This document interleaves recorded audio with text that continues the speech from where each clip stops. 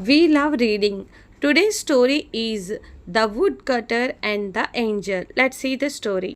In a forest, a woodcutter was cutting firewood from a dried tree. Suddenly, his axe slipped and fell into the adjoining river. He was weeping for losing his only source of livelihood. Then an angel appeared before him and asked why he was weeping. He said he had lost his one and only axe. She jumped into the river and came out with a golden axe. Is this yours? She asked. He said, No. She again jumped into the river.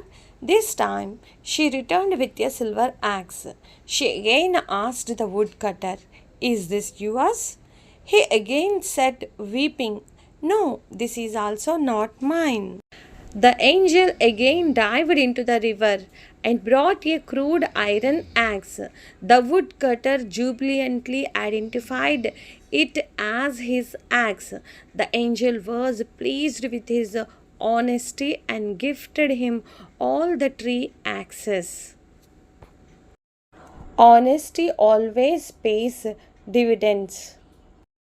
జూబిలియంట్లీ ఆనందంగా, honesty నిజాయితీగా, crude iron axe పాత ఇనుప గుడ్డలి, dividends లాభదాయకం, weeping ఏడవడం, appeared ప్రత్యక్షం కనిపించడం. కట్టెలు అమ్ముకునే పేదవాడు అడవిలో నది ఒడ్డిన ఎండిపోయిన చెట్టును నరుకుతున్నాడు. అకస్మాత్తుగా అతని గొడ్డలి చేతిలో నుంచి జారి పక్కనే ఉన్న నదిలో పడిపోయింది. అతని బతుకు తెరువంతా ఆ గొడ్డలే. అందుకే ఆ నది ఒడ్డున కూర్చొని వెక్కి వెక్కి ఏడుస్తున్నాడు.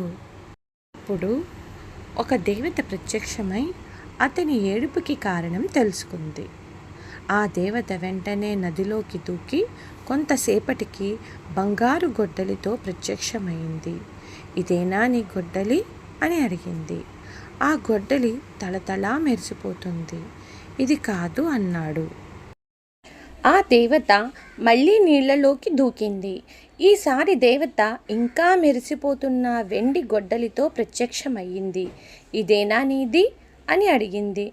ఓహో కాదు అన్నాడు మళ్ళీ ఏడుస్తూనే. ఈసారి దేవత మళ్ళీ నదిలోకి దూకి పేదవాడి పాత ఇనుప గొడ్డలి తెచ్చి చూపించింది. వాడు ఆనందంగా ఇదే ఇదే అన్నాడు. నీ నిజాయితీకి మెచ్చాను.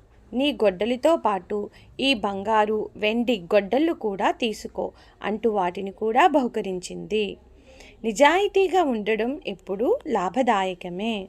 Reading this story, please fill the Google form which was given below in the description box and check your scores also. Thank you one and all.